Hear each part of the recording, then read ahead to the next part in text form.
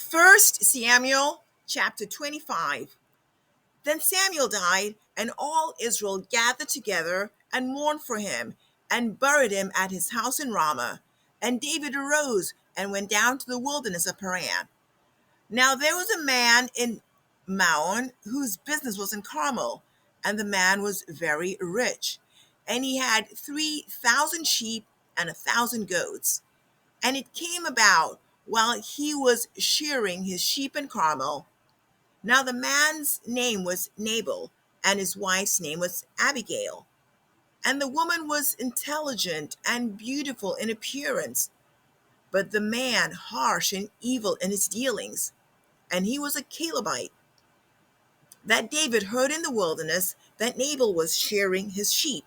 So David sent 10 young men, and David said to the young men, "Go up to Carmel, visit Nabal, and greet him in my name. And thus you shall say, 'Have a long life, peace be to you, and peace be to your house, and peace be to all that you have. Now I have heard that you have shearers.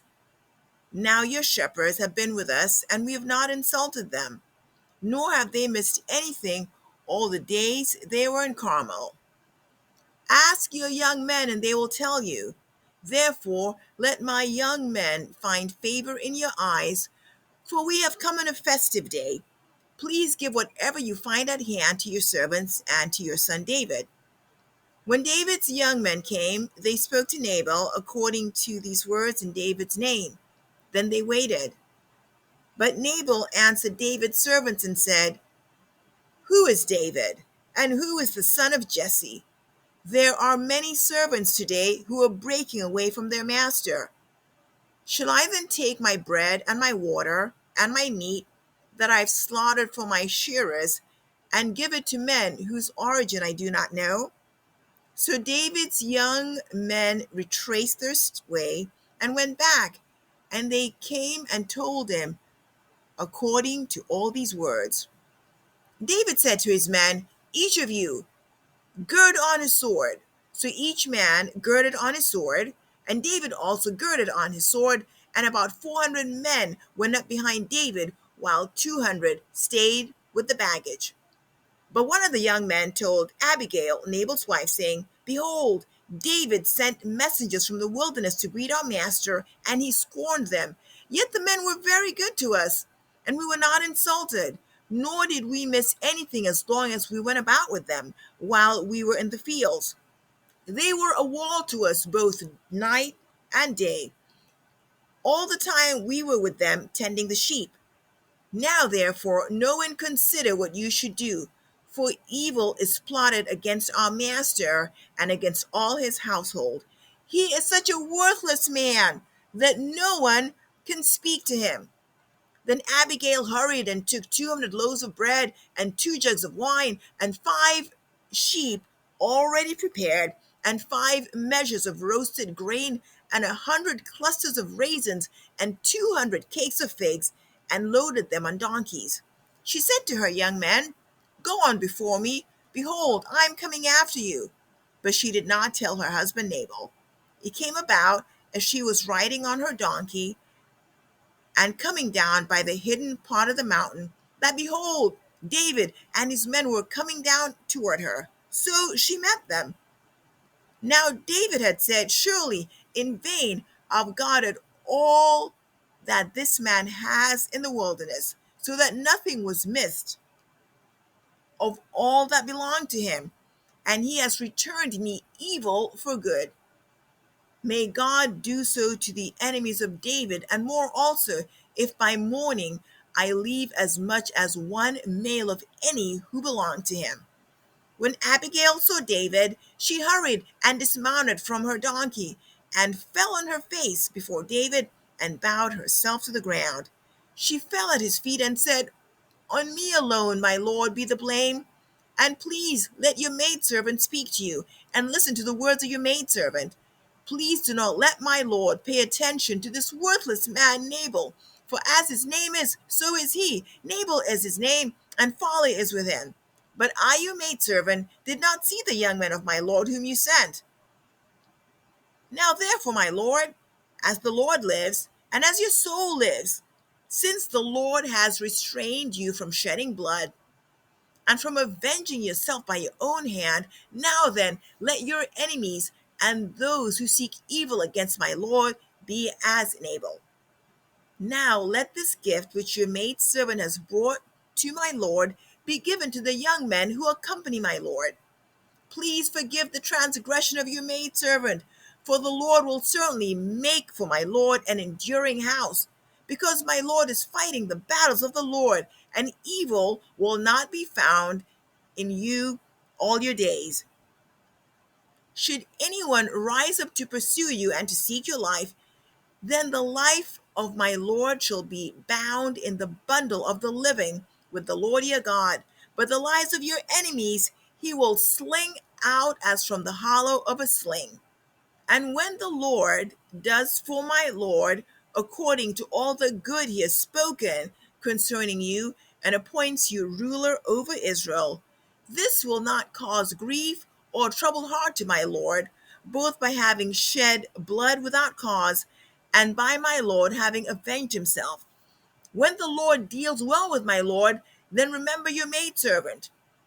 Then David said to Abigail, Blessed be the Lord God of Israel, who sent you this day to meet me, and blessed be your discernment, and blessed be you, who have kept me this day from bloodshed, and from avenging myself by my own hand.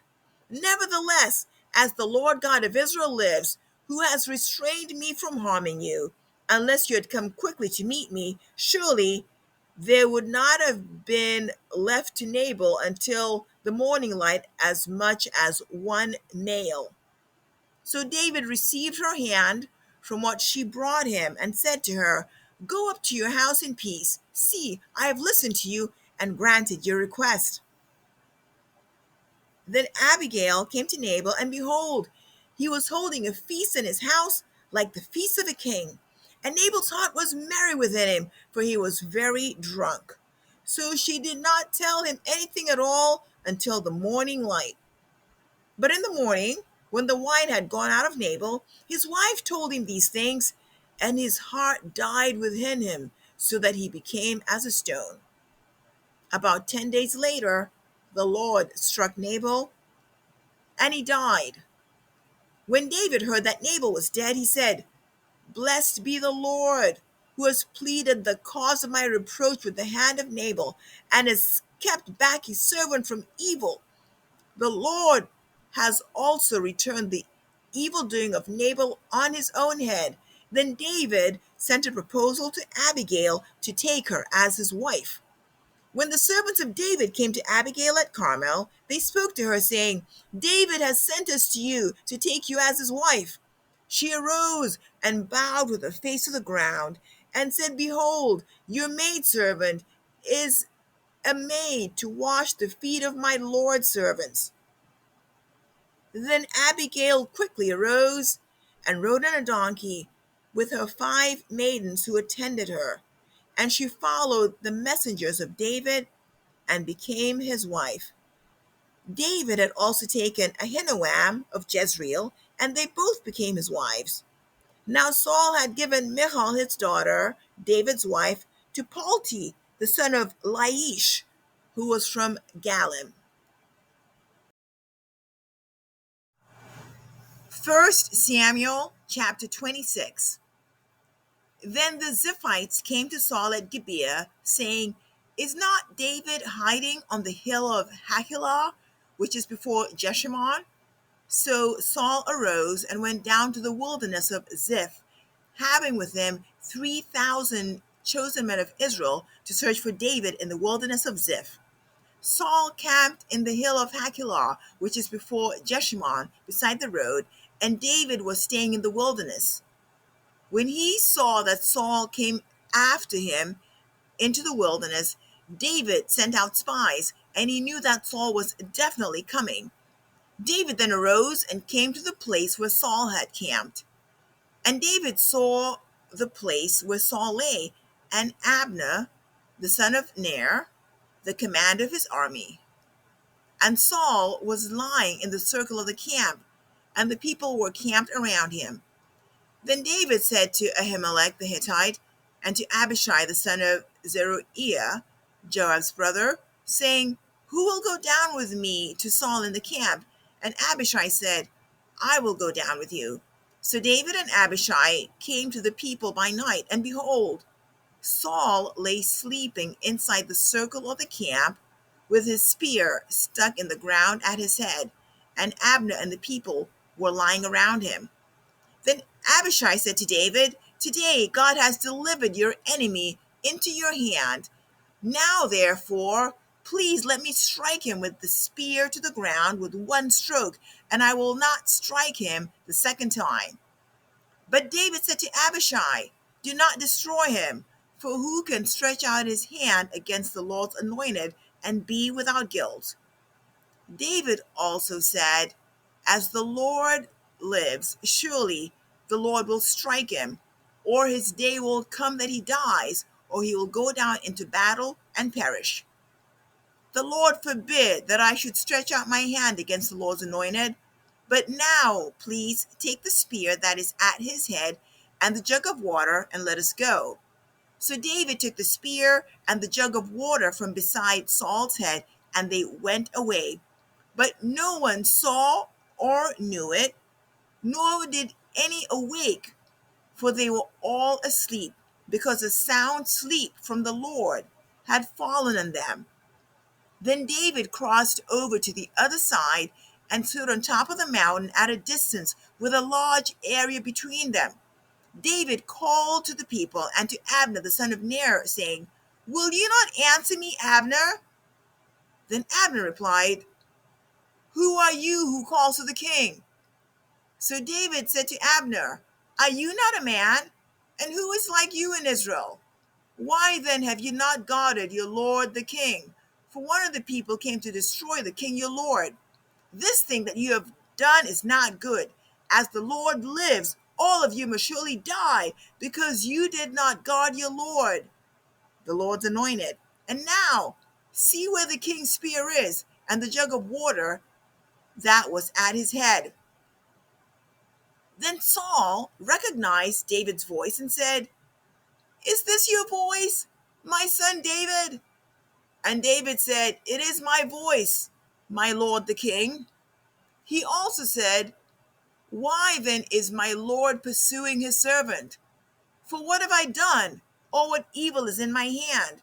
Now therefore, please let my lord the king listen to the words of his servant. If the Lord has stirred you up against me, let him accept an offering. But if it is men, cursed are they before the Lord, for they have driven me out today so that I would have no attachment with the inheritance of the Lord, saying, 'Go serve other gods.' Now then, do not let my blood fall to the ground away from the presence of the Lord. For the king of Israel has come out to search for a single flea, just as one hunts a partridge in the mountains." Then Saul said, "I have sinned. Return, my son David, for I will not harm you again, because my life was precious in your sight this day. Behold, I have played the fool and have committed a serious error." David replied, "Behold, the spear of the king. Now let one of the young men come over and take it. The Lord will repay each man for his righteousness and his faithfulness. For the Lord delivered you into my hand today, but I refuse to stretch out my hand against the Lord's anointed. Now behold, as your life was highly valued in my sight today, so may my life be highly valued in the sight of the Lord, and may he deliver me from all distress." Then Saul said to David, "Blessed are you, my son David. You will accomplish much and surely prevail." So David went on his way, and Saul returned to his place. 1 Samuel chapter 27. Then David said to himself, "Now I will perish one day by the hand of Saul. There is nothing better for me than to escape into the land of the Philistines. Saul will then despair of searching for me any more in all the territory of Israel, and I will escape from his hand." So David arose and crossed over. he and the 600 men who were with him, to Achish the son of Maok, king of Gath. And David lived with Achish at Gath, he and his men, each with his household, even David with his 2 wives, Ahinoam the Jezreelitess, and Abigail the Carmelitess, Nabal's widow. Now it was told Saul that David had fled to Gath, so he no longer searched for him. Then David said to Achish, "If now I found favor in your sight, let them give me a place in one of the cities in the country, that I may live there. For why should your servant live in the royal city with you?" So Achish gave him Ziklag that day. Therefore Ziklag has belonged to the kings of Judah to this day. The number of days that David lived in the country of the Philistines was 1 year and 4 months. Now David and his men went up and raided the Geshurites and the Girzites and the Amalekites, for they were the inhabitants of the land from ancient times, as you come to Shur, even as far as the land of Egypt. David attacked the land and did not leave a man or woman alive, and he took away the sheep, the cattle, the donkeys, the camels, and the clothing. Then he returned and came to Achish. Now Achish said, "Where have you made a raid today?" And David said, "Against the Negev of Judah, and against the Negev of the Jerahmeelites, and against the Negev of the Kenites." And David did not leave a man or woman alive to bring to Gath, saying, "Otherwise they will tell about us, saying, 'So has David done, and so has been his practice all the time he's lived in the country of the Philistines.'" So Achish believed David and said, "Surely he has made himself odious among his people, Israel.